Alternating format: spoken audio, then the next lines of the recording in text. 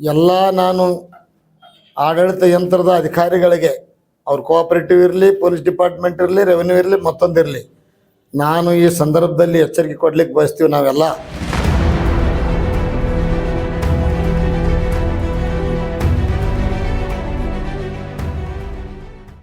ಅದಕ್ಕೆ ನಮಗೆ ಇನ್ನು ಇವತ್ತು ನಮಗೆ ಮಣ್ಣಿ ಚುನಾವಣೆ ಒಳಗೆ ಇದು ಗಮನಕ್ಕೆ ಬಂದದ್ದು. ನಾನು ಮತ್ತೊಮ್ಮೆ ಅವರಲ್ಲಿ ವಿನಂತಿ ಮಾಡ್ಕೊಳ್ತೇನೆ, ತಮಗೆ ನಾವು ಗೌರವ ಕೊಡ್ತೀವಿ, ನಮ್ಮ ರಕ್ಷಣೆ ಮಾಡುವಂಥವರು.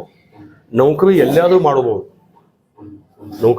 ಮಾಡ್ಬೋದು, ಇಷ್ಟು ಸ್ವಾಭಿಮಾನ ಬಿಟ್ಟು ಮಾಡಬಾರ್ದು ಅಂಥೇಳಿ ನನ್ನ ವೈಯಕ್ತಿಕವಾಗಿ ಅನಿಸಿಕೆ. ಯಾಕಂದರೆ ರಾಜಕಾರಣ ಹಿಂಗೆ ಉಳಿಯೋದಿಲ್ಲ, ಇದು. ಈಗ ಒಂದು ಬಿಲ್ಡಿಂಗ್ ಕಟ್ಟಬೇಕಾದ್ರೆ ಬರೀ ಒಂದು ಕಲ್ಲು ಅವಶ್ಯಕತೆ ಅಂತಲ್ಲ, ಅದಕ್ಕೆ ಚಿಪ್ಪು ಭಾಳ ಮಹತ್ವ ಇರ್ತದೆ. ಈಗ ಬಡದಾಟ ಆಗುವಾಗ ಇಲ್ರಿ, ತಮ್ಗ ನಾನು ಕೇಳ್ತೀನಿ, ಬಡದಾಡ ಮುಂದೆ ಪೊಲೀಸರು ಅಲ್ಲಿ PSI ಸಾಹೇಬ್ ಮುಂದದಾರ, CP ಅದಾರ, ಪೊಲೀಸ್ ಡಿಪಾರ್ಟ್ಮೆಂಟ್ ಅದೇ, DSP ಸಾಹೇಬ್ ಅದಾರ. ಇವೆಲ್ಲ ಇದ್ದಾಗ ಬಡದಾಡು ಮುಂದೆ, ಬಡಿಯೋ ಮುಂದೆ ಹಿಡಿಬೇಕು ಹಿಡಿಬಾರ್ದು. ನಾವು ಬಡ್ಸೋಣ ಬಂದು ಕಂಪ್ಲೇಂಟ್ ಕೊಟ್ಟಾಗ ಹಿಡಿಯೋ ನನಗೆ ಅರ್ಥ ಆಗ್ತಾ ಇಲ್ಲ. ಯಾವ ಬಡ್ಸ್ಕೊಂಡಿದ್ದ ಅವ್ನು ಪೊಲೀಸರು ಹಿಡ್ಕೊಂಡು ಹೊಂಟಿದ್ರು, ಯಾರು ಬಡ್ದಿದ್ರು ಅವ್ರಿಗೆ ಪೊಲೀಸರು ಏನೇನೋ ಅಂದಿಲ್ಲ ಸರ್. ಅದು ಪ್ಲ್ಯಾನ್.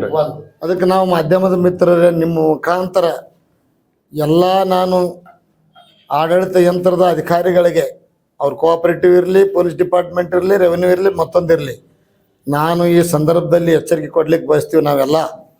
ಏನಂತಂದ್ರೆ, ಇದು ಅಧಿಕಾರ ಮತ್ತು ಸರ್ಕಾರ ಶಾಶ್ವತ ಅಲ್ಲ. ಇಂದಿಲ್ಲ ನಾಳೆ ಮತ್ತು ನಾವು ಬರೋರು ನಾವು ಅಂದ್ರೇನು, BJP JDS ಅಲಯನ್ಸ್. ಇದೆಲ್ಲ ಬಡಿ ಮುಂದೆ ನೋಡ್ಕೋತ ನಿಲ್ಲಬೇಕಾ? ನನಗೆ PSI ಸಾಹೇಬ್ ಅಂದರು, ಇಲ್ಲ ನಿಮ್ಗೆ ಹಂಗೇನಿರುತ್ತೆ, ಹೋಗಿ ಅಲ್ಲಿ ಕಂಪ್ಲೇಂಟ್ ಕೊಡ್ರಿ ಅಂತ. ನಾವೊಂದಿವು ನಿಮ್ಮ ಮುಂದೆ ಬಡಿ ಮುಂದನೆ ನೀವು ಗಪ್ ಕೂತು ನಿಮ್ಮ ಕಂಪ್ಲೇಂಟ್ ಕೊಟ್ಟಾಗ ಹಿಡಿಯೋರನ್ನ ಅಂತ ಹೇಳಿ ಕೇಳಿದೆವು. ಎಂಥ ಇದು ದೌರ್ಭಾಗ್ಯದು.